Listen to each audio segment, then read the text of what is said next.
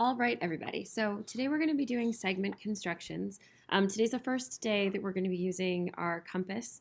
A compass, remember, it's the tool that looks like this one. It has a point on one end. Please don't stab anybody. And it has a pencil on the other. Sometimes if the pencil's higher than the compass, it can be too hard to draw the markings that you're going to need to draw. So some people like to adjust the pencil so that it's either even with the point on the compass or so that it even goes down just a little bit further. So feel free to play with the adjustment there. If your compass opens and closes too much, you can use like a key, or if you have a screwdriver at home, you can use it to tighten this screw right here. It's important that the compass not move too much because there's going to be some times where you need to make more than one marking where the compass doesn't change size. Along with a compass for today's notes, you'll need some kind of a ruler or a straight edge. If you have a ruler, that's great. Otherwise, an ID card will work perfectly. So, all right. The hardest part about constructions is when the teacher moves on to the next step and you're not ready. So because of that, I'm recording videos for today and tomorrow's notes. And that way you'll be able to press the pause button if you need a second, or even rewind the video so you can go back and listen to what I just said. So in geometry, when we talk about constructions, we're using tools to draw shapes, angles, lines, or line segments. And so a compass, when you put the point of a compass in the center of something, and if you draw a shape the whole way around, eventually you would drag it and it would make a circle. And so this part on the notes right here says that constructions use the properties of circles to create different geometric figures. Today the constructions that we're doing are all about segments, and then tomorrow the constructions that we'll do will be all about angles. So what I did today for you on the notes is you have a direction. So for the first one, it says given segment MN, you're going to use your construction tools to create a copy of the segment, and they want you to make the new segment be called XY.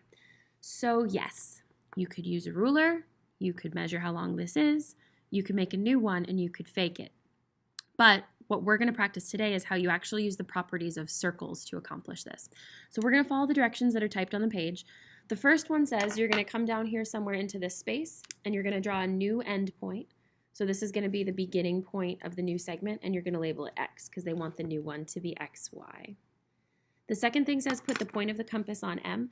Before we get started with the compass, great hint for you. If you take a second piece of paper, or maybe one or two pieces of paper, go on ahead and put it underneath the notes page that you're drawing on. It helps to have some padding to stab the compass into so that when you're making your marks on your paper, you don't, it helps the paper when you try to move the paper, it helps keep the compass more steady. So what I'm going to do is I'm going to put the point of the compass on M. The point of the compass is the not pencil part. So I'm going to go ahead and I'm going to put the point of the compass on M. So I'm looking up here on my first one. So the point of the compass goes right there. It says adjust the compass width, stretch open so that the pencil is on N, make a small curved mark that passes through N. So basically what you're going to do is you're going to use your compass as a ruler. The small curved mark that you make on N right here is just how you showed me that you did this using your compass. So if I was going to make this go all the way around, it would make a circle. This would be the radius of the circle. I'm not going to make it go all the way around. I'm just measuring the amount that I'm trying to measure right here.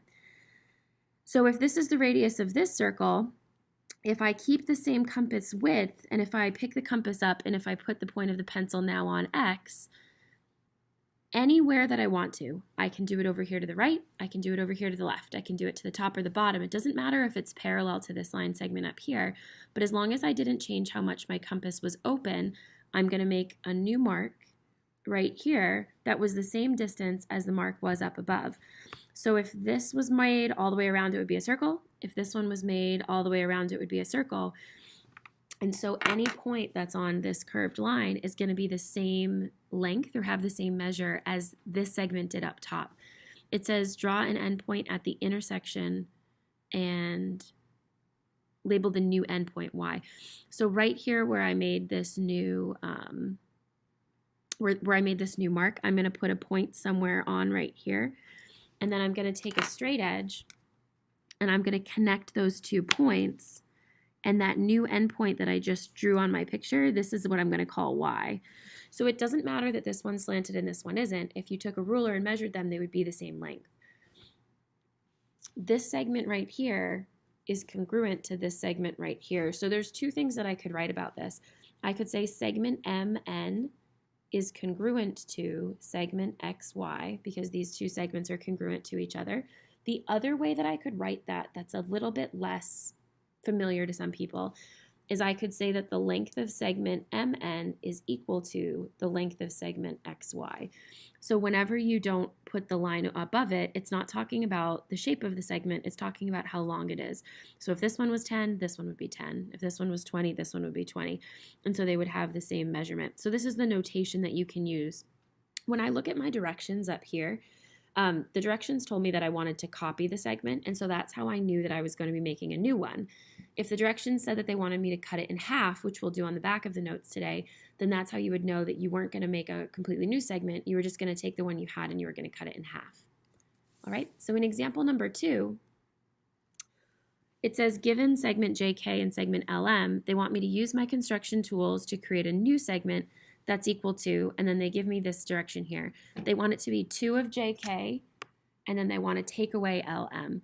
So when I set that up on my paper, I'm going to be doing 2 of these, and then I'm going to be taking away 1 of these. The only thing that's different about this one is that when you set it up, it has to be all along the same line. So I'm still going to start by making my new endpoint N and drawing that down here on the paper. But the one direction about this that changes is you can't just start measuring JK and making the markings because the markings wouldn't necessarily be along the same line. So the only thing that I'm going to do different, and it's okay that I'm drawing this on a slant, I'm doing that on purpose to show you that it doesn't have to be perfectly parallel, is I'm going to take this and I'm just going to draw in a segment that will eventually be the segment that I'm trying to draw. I'm going to use this as kind of like the tabletop to measure these ones on. So drawing in this segment first means that it's all going to be right along the same line. So this one says I'm making a new segment. That's why I knew to come down here. And it says that it's going to be 2 of these. So I'm going to add on 2 of these from N. And then I'm going to take away 1 of these. Whenever it's subtraction, it means you're going to be taking it away. So you're going to be going back in the other direction. So let's see. This one says, use a straight edge to draw in a segment of unknown length. That's what we just did here in pencil. Put the point of the compass on J. And then I'm going to adjust the compass width, stretch open so the pencil is on K, make a small curved mark. So right here, I've measured from J to K. Notice that when I use my compass, I only hold my hand on the side that has the point of the compass. I try not to hold it from the top because I feel like it's harder to control the compass from there. So that might be something that you try out right now if you're having trouble with this. I'm going to put the point of the compass on N, making sure to keep, oh, I just bumped it, making sure to keep it the same distance. And so from here to here is one of the JK segments, but they wanted me to do 2. So once I make this mark here, I'm going to pick up my compass. I'm not going to change how wide it is again. I don't need to remeasure it unless I messed up and moved it a little bit. And I'm going to move the point of the compass to here, and I'm going to measure out a second JK. So this is 1 JK. This is a second JK. So I've accomplished both of these parts. But now what I'm going to do is I'm going to put the point of the compass on L. I'm on step number 7. I'm going to adjust the compass width, and I'm going to make a small curved mark. So right here what I'm doing is I'm measuring how long it is from L to M. And so this is where the directions on this one are a little bit different. It says they want you to take away LM. So you're not adding LM onto the end like this. You're going to turn your compass around. You might switch it to your other hand. Some people actually like to turn the paper upside down. It's just up to you to decide how this works the best for you. You're going to put the point of the compass here where the marking finished. So this was 1 JK, this was 2 JKs. I'm going to put the point of the compass here, and I'm going to measure backwards. So I'm going to know how you made the marks on this because this curved mark should be backwards from this one. So when you're doing this marking right here and measuring back LM, these 2 curved marks were both curved sort of facing this way, and then this one's curved facing the other direction. So from here to here, this is subtracting LM. You notice how this one looks a little bit curvier than the other 2 do? That was because this is a smaller segment, so the circle that would be drawn around it was a smaller circle, and so that's why this one just looks a little bit curvier. I added on 2 JKs, I took away an LM, and I'm going to label the intersection point O. So this, from here measured to here, is the segment that I'm talking about. Now here's the deal with constructions. The rule with constructions is that you never erase anything unless you made a mistake. So I'm not going to take anything off of this paper. I'm not going to erase this marking. I'm not going to erase this marking. I'm not going to erase the part of the segment that I didn't want, because I wanted to know on my paper, I wanted to create this new segment from N to O. And so because I labeled them with the right letters, I know how big the segment is. And I know which one I'm talking about. All right? So you guys, on the front of the notes today, you were practicing making new segments and making copies of segments. The notes printed a little bit funny, but right here it says, given segment EF, use your construction tools to bisect the segment, and they want me to label the midpoint of segment EF as point M. So this direction actually goes with the picture that's on this side of the note. Sorry about that. We're going to have to flip back and forth a little bit when we're doing this one, just so that you can make sure that you understand the directions. Let's actually start on the front and unpack what this is asking us to do. It says use your construction tools to bisect the segment. So remember that bisect means we're going to be cutting it in half. So we're not making a brand new segment. We're taking the one that's there and we're cutting it in half. So on the other side of the notes, where you see this new segment, you're not going to be making a new one down here because they just want you to cut this one in half. Now, you could take a ruler and you could measure it and you could cut it in half and then you could put a mark in the middle. But what we're practicing today is how to cut this in half using circles, which kind of seems funny, but that's the new thing that we're learning about today. So the directions say put the point of the compass on E. So I'm going to start with the point of the compass over here. And then it says adjust the compass width, stretch open to more than halfway, but not all the way across the segment. So this is where the directions are a little bit different. They want you to make sure that the segment, that the compass is open. So like, let's say, where do you think half is? Ballpark it. So like right about there. It just has to be a little bit more than half. Some people shoot for like 2/3. Some people shoot for 3/4. It's really just up to you.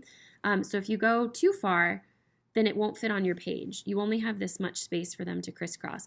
So I usually just make it look like it's a little bit more than half. Stab the pencil really hard into the paper, not into my desk, but that's why you put those other papers underneath, is so that you have something to push it into. And you're going to draw a big semicircle. A semicircle is half a circle. It doesn't have to be a full half circle. It just has to go like, well, you'll find out. It just has to go enough of the way around so that when you repeat the process from the other side, you can see where they crisscross. So I'm right here. My compass is a little bit more than half. I'm going to adjust it just a tiny bit. And I'm going to, now, I hold my pencil, hold the side that just has the point of the compass on it, so I'm not holding the compass from the tippity top. And when I do this, I actually do better if I turn the paper as opposed to turning the compass. So I hold my hand really still. By the way, I'm guaranteed to mess up on at least one of these. I hold the compass really hard. I'm pressing down really hard on this side right now. And I turn the paper because that usually works better for me. You can see on the end where it got stuck on my computer, and I had to try turning the compass, and it was actually really hard for me to do that. So let me just go over that motion one more time since I got a bit awkward. I put the point of the compass on E, and then I come down here and I'm drawing in a semicircle. So you can turn your hand if you think that your hand is steady enough to do it like that. If something happens, so if the paper slips or whatever, you want to really do a good job erasing any marks you drew on the paper and then go back and try it again. So it's better than trying to readjust the compass to be the same width. So put the point of the compass on E, open it up to a little bit more than halfway, and draw in a semicircle, or part of a circle. And then it says, keeping the same compass width, so I'm not going to change how wide open the compass is. I'm going to pick it up. I'm going to turn it around. I'm a righty, so this side usually goes a little bit better for me. And I'm going to put the point of the compass over here on F, push it in so that it's sticking into the paper a little bit. And then I'm going to take my compass and I'm going to make the same marking, being careful to make sure that the compass doesn't change width in the middle of it. So if you do it right, you should see the place where the two arcs crisscross. If you mess up in the middle of it, and if one of the compasses moves or something like that, then you might see one of the circles looks a little more wiggly. So really try your hardest when you're making the markings that you push hard on the point of the compass. And again, I prefer to turn the paper as opposed to turning my compass. If you didn't open up the compass wide enough, you'll have the two arcs, but they won't crisscross. And that just means that you need to draw bigger circles. If the compass was open too wide, you might make the circles and you might not be able to see this point right here and this point right here where they cross, and that's what you're looking for. So from this point here and this point here, I'm going to draw in the segment that connects these 2 points. So I'm using a straight edge to draw in the segment that connects those 2 points. And then it says label the point of intersection M. So this point right here is my midpoint. That's point M. This point is exactly halfway in between E and F. And so the construction here creates the midpoint. It also means that this segment is congruent to this segment. And so there's 2 ways I can mark that. I can say segment EM is congruent to segment MF. And then if I wanted to use a different notation, I could also say that EM is equal to MF. And so that would be the last way that I could write that down. So again, if you do your arcs and if they don't crisscross with each other, then just go ahead and erase them. Try to make your compass either bigger or smaller depending on the question, and then you can go on ahead and try it again. All right? Problem number 4 down here on the bottom of the notes says draw your own segment of any length and then go ahead and bisect the segment. So this last part on the notes is just so you can practice doing this on your own segment. One of the best things about constructions is that you don't need me to come up with problems to give you to practice. You can go ahead and you can do anytime you want to. You can draw a segment and copy a segment, or you can draw a segment and you can practice the markings to cut it in half. So it's nice because you can go through and practice this to get ready for to make sure that you can do it on your own without needing me to come up with anything for you. So right now what you're going to do, the video is over, you're going to go ahead and draw a segment. It doesn't have to be parallel to the bottom. It doesn't have to be huge. Don't make it too small because then it'll be hard to do the markings. And then I want you to go through and practice doing the motions right here to come up with, to find the midpoint of the segment by bisecting the segment. When you're finished, come and show me this one so that I can make sure it looks good, and then you can start the homework.